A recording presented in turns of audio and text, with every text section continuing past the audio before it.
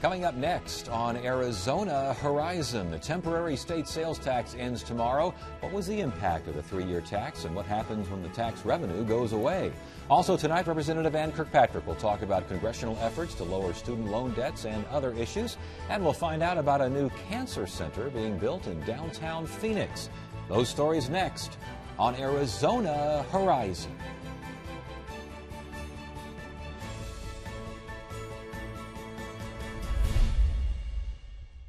Arizona Horizon is made possible by contributions from the Friends of Eight, members of your Arizona PBS station. Thank you. Good evening and welcome to Arizona Horizon. I'm Ted Simons. In 2010, Arizona voters approved a 3-year 1-cent increase in the state sales tax. Last year, voters refused to make that tax permanent, which means the tax goes away after tomorrow. Here to talk about how the tax impacted Arizona's economy and what comes next is ASU economist Dennis Hoffman. Good to see you again. Thanks for joining us. Great to be here, Ted. Are we all ready here now for this end of this temporary sales tax? We're counting down the hours, aren't we? I think that it's news that many folks are unaware of, both on the merchant side and on the buyer side. But indeed, it does come to an end. Where did the tax revenue go? It was important. It was very much a stabilizing force fiscally in the state. It went to the general fund. And so the general fund, and it was earmarked primarily to stabilize education and stop the free fall, especially in K-12 education that had begun. But it was general fund dollars. So if it went to education, it might have freed up other dollars in the general fund. And so it went to fund then K-12, universities, prisons, indigent health care, our share of indigent health care, those general fund needs. With those general fund needs addressed by the tax, what happens now that the tax goes away? Well, the economy has continued to improve, I think, partially because of the stabilizing nature. We sent a very clear signal that Arizona got its fiscal act together. Cyclically, we knew we were going to improve. It's hard to predict exactly at what trajectory.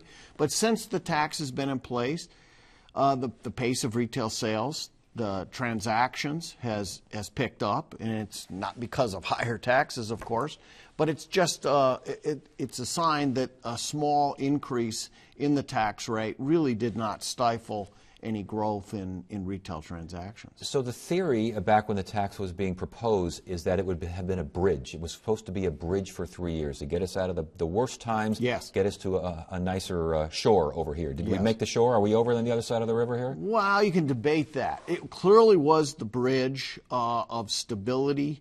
I think you could argue it was a catalyst to attracting federal dollars. It certainly put a support under a number of the expenditures that took place in the public sector. And I think it would have been quite concerning, I think, among many people to lose the kinds of public services you would have lost without that temporary tax. Critics of this and any tax say that any tax hurts the economy, period. Did this tax hurt Arizona's economy? My quibble is any tax hurts the economy. I just don't agree with that. I do agree that taxes can stifle an economy. Overburdening an economy with taxes is stifling. But taxes on small margins, taking those receipts and recycling them in areas of the public sector where there's clearly need. And look, we're nearly last in K-12 expenditures per student. Despite the tax, we've sliced universities on a per student basis more than any other state in the United States. So there are clearly needs. There's infrastructure needs. There's indigent health care needs, as we've talked on the show.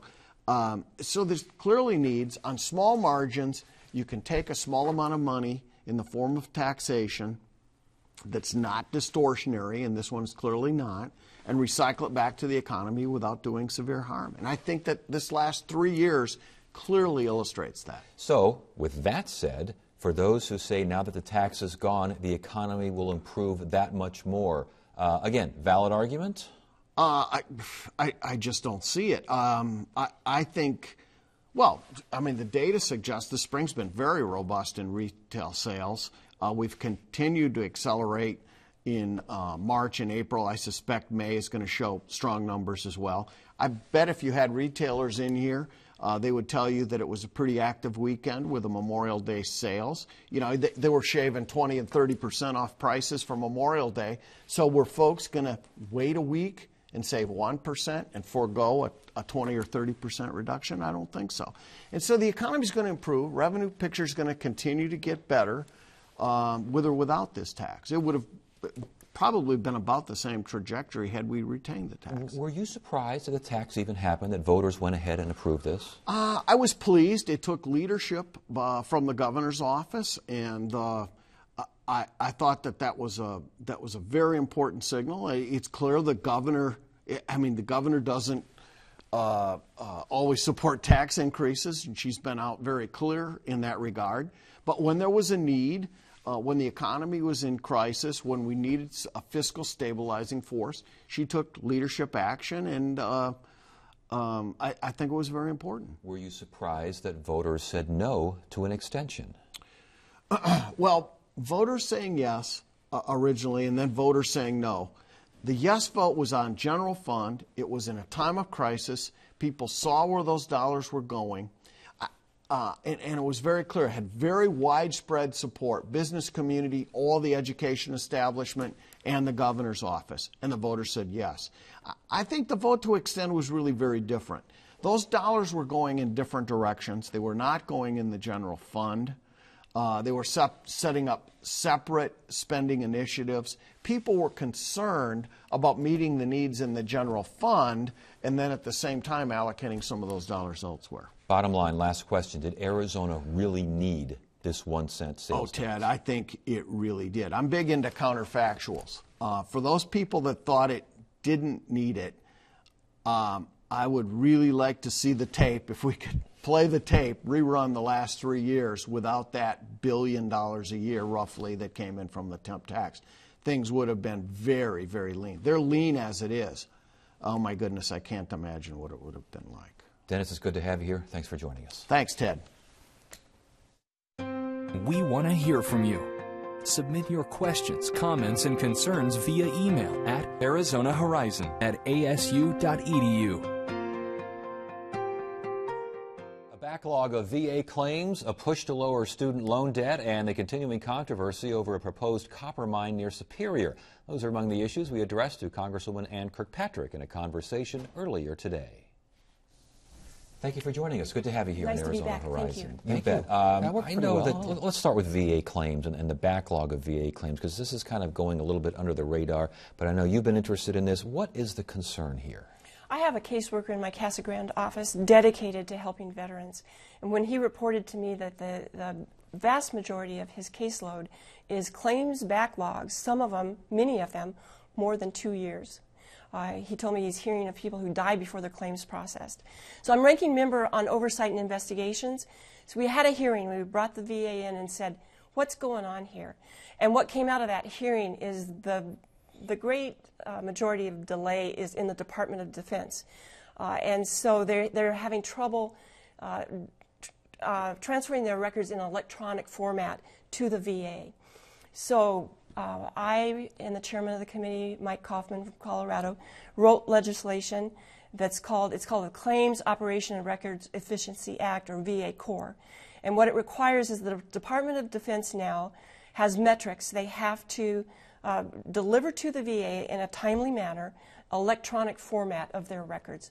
So we're really trying to encourage them to go into electronic records keeping and away from the inefficiency of paper. I think many would be surprised that the Department of Defense has trouble transferring records electronically. That's true? That's what came out of that committee hearing we had.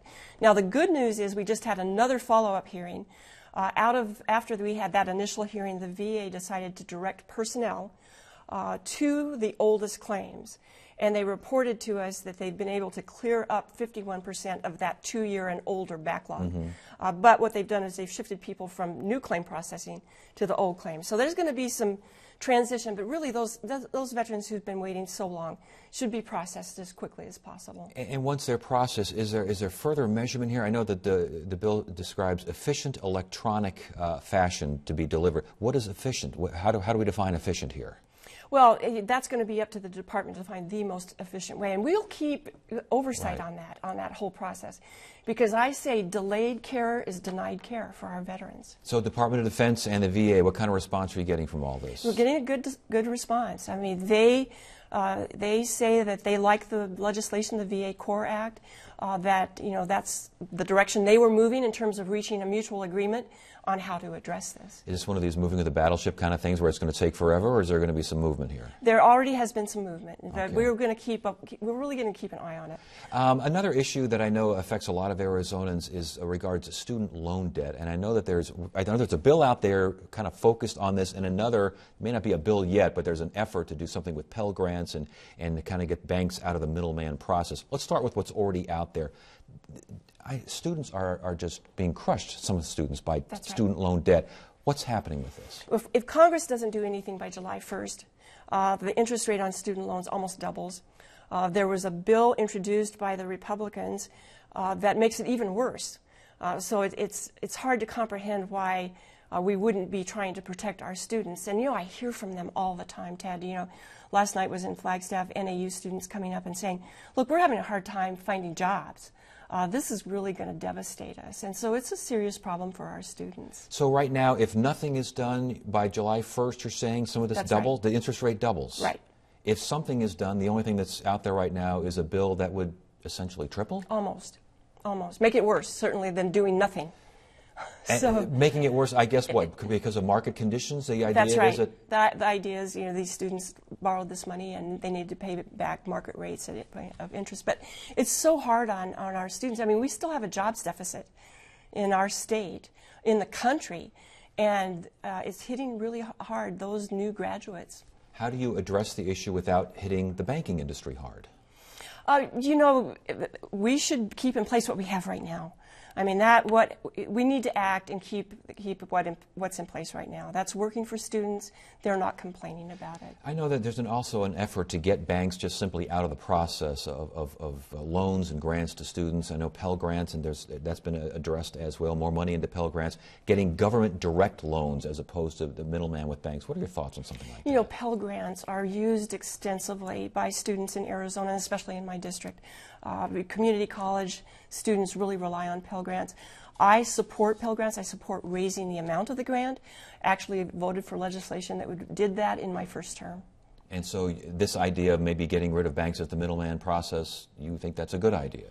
We have to look at it. There has to be something that's fair and balanced, and it basically has to be done in a bipartisan manner.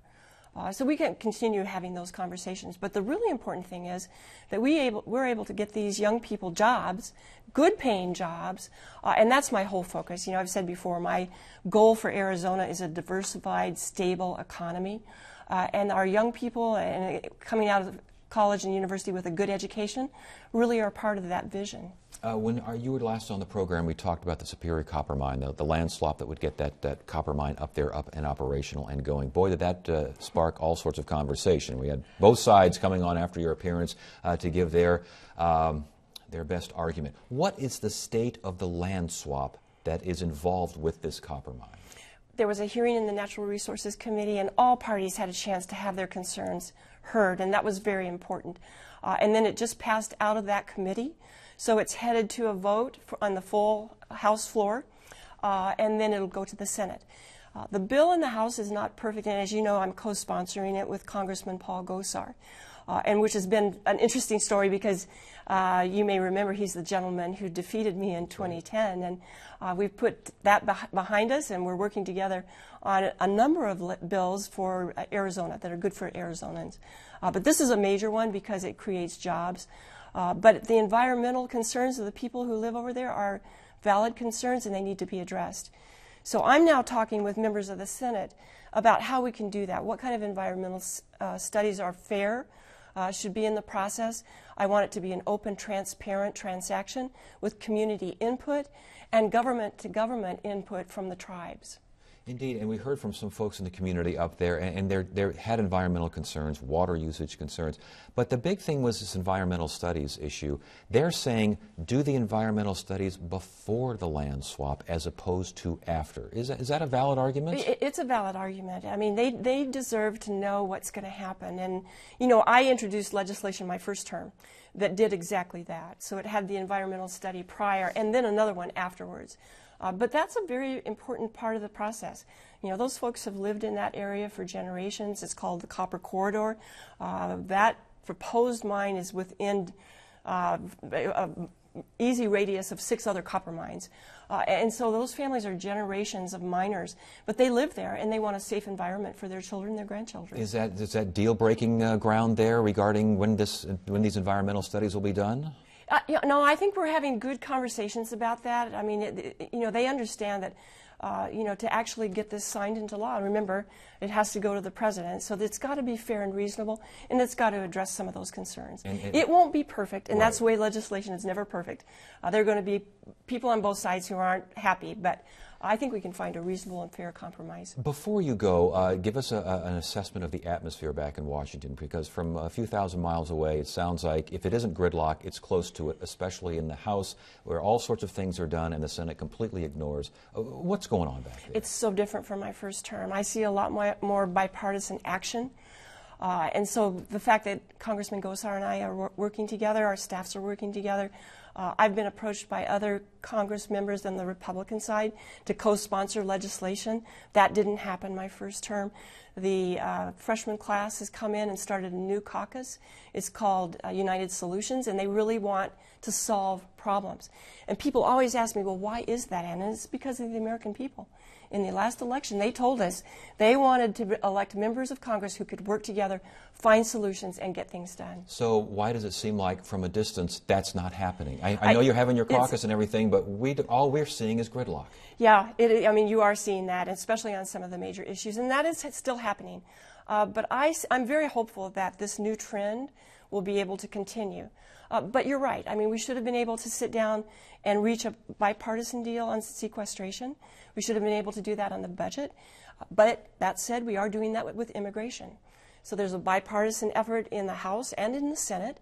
And I commend our 2 senators for taking leadership in that effort. So, you know, you're seeing it in various sectors. You know, it's not ideal yet, Yes. but we're moving. It's Capitol Hill is what it is, isn't it? Right, we're moving. It's always a pleasure. Good to have you. Thank you here. so much. Thanks. Get the inside scoop on what's happening at Arizona PBS. Become an 8 Insider.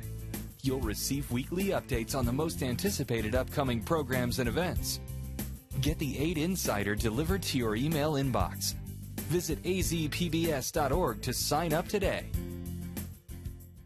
The University of Arizona is building a new comprehensive cancer center at the biomedical campus in downtown Phoenix. And here to tell us more about the center is Dr. M. Peter Lance, the Chief Cancer and Prevention Control Officer for the center, and Marcia Gruber, Vice President of Oncology Services. Good to have you both here. Thanks for joining us. Thank you for having us. Why a new cancer center? Why downtown Phoenix?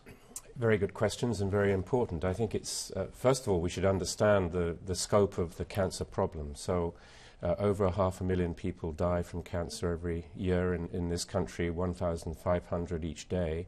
And in Arizona alone, over 11,000 people die every year from cancer. And beyond that, actually the number of new cases of cancer is projected to double between now and the year 2050. So, we feel that our mission is very much to serve the people of Arizona, and much of what we do has to do with what we call clinical research, and so we need to be where the largest number of patients is, and obviously that's here in the Valley with a service area of 4 million people. What will this new cancer center offer? What services? What treatments? Comprehensive, absolutely. We will have many of the state-of-the-art diagnostic testing. We'll have chemotherapy, interventional radiology, radiation treatments. We're going to have supportive care and in the form of social work, financial counselors, physical therapists. so that we can really treat the whole patient from diagnostic until the point at which they are declared a survivor. How would that differ? I know there are a variety of ways that cancer patients can receive treatment here in the Valley. I know there are research entities as well. How will this differ? Well, it will certainly be, the treatments will be available closer to home. The patients won't have to travel to Tucson. And again, it's that the word comprehensive. They'll be able to get all the care they need right in one place. And also they will have access to all the clinical trials. Indeed, the word comprehensive is in actually a title of a comprehensive. There's only 41 of these quote-unquote comprehensive centers. Absolutely. The National Cancer Institute, the NCI, has 41 designated comprehensive cancer centers in the country, and of which the University of Arizona Cancer Center is one of the oldest, actually. And so we think that that's very important. And I think the sort of the style of the way that we provide the care to our patients is in multidisciplinary teams, focusing on a particular organ site. So there's a breast team, a prostate team, and so forth. And so that is actually the hallmark of the way that we provide care. More research than treatment, or vice versa? What would that ratio be, do you think? Potentially, I mean, everything that we do, whether it's basic science, clinical trials, epidemiology, where across the waterfront we're comprehensive and research is involved. And the ideal would be that every patient that we treat would be taking part in some form of trial, but that's the goal. But in reality, 10 to 20% of the patients that receive their care through a comprehensive cancer center are in one form of a trial or another. Interesting. There's an affiliation with St. Joseph's Hospital. Talk to us about that arrangement, that coordination, and how that will build, grow, change over the years. Well, the affiliation, I think it's very fortunate for the area because it really brings the strengths of both organizations together and should magnify both the compassionate care that St. Joseph's is known for, as well as bring in the evidence-based care and the access to clinical trials.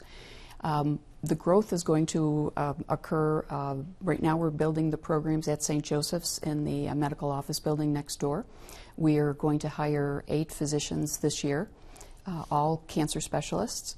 We'll hire 15 the next year, so that when the new building opens on the Phoenix Biomedical Campus at 7th and Fillmore Streets, we will move in there with about 35 cancer specialists. My goodness. Ultimately, we will get to somewhere around 70 to 74 cancer specialists. And we're looking at the building right now. That's, again, at 7th and Fillmore on what is a rapidly growing biomedical campus over there. That's really taken shape over there. Yes. As far as the affiliation is concerned, real quickly, when this new building is up and operational, will there be an inpatient, outpatient kind of dynamic between this facility and St. Joe's? Is that so the inpatient unit, the designated inpatient unit, is at St. Joe's and will stay there. Okay. And there will also still be some clinics, some ambulatory clinics that remain on the St. Joe's site. But the majority of the clinics will be on the downtown site. Will there be other affiliations? We mentioned St. Joe's. Other affiliations around the state as far as coordination? Yes, and I think Dr. Lance can speak to that best. So through the University of Arizona in Tucson and the Cancer Center, we actually already have an affiliation with our colleagues in northern Arizona, Verde Valley, Cottonwood, and Sedona. And there's an affiliation in the eastern part of the state which is on the cusp of being signed. So, we see ourselves as serving the whole state. As an oncologist, what is the greatest need right now in cancer research and cancer treatment? Probably access to that care. Interesting. And screening and prevention as well. And you mentioned more numbers and so many more people being diagnosed. Is that a case of just folks getting older, more cancer being diagnosed, better diagnosis? What's going on there, do you think? Combination. We have both an older population, or population that's aging, and age is the #1 risk factor for cancer. And then we also have lifestyle changes, or lifestyles that are not in the best interest of preventing cancer. And then access to screening, so that when people are diagnosed, they're diagnosed earlier, so that treatments can be more effective. Last question. When now is this cancer center set to open? in the summer of 2015, so about 2 years from now, the building will be opening. We will be transitioning. All right, well, we'll keep an eye on you. Good to have you both here. Thank you so much for joining us. Thank you so much. Our Thank pleasure. you. And Friday on Arizona Horizon, it's the Journalists Roundtable. We'll discuss efforts to put Medicaid expansion on next year's ballot. And another Arizona abortion law is challenged in court. Those stories and more Friday on the Journalists Roundtable. That is it for now. I'm Ted Simons. Thank you so much for joining us. You have a great evening.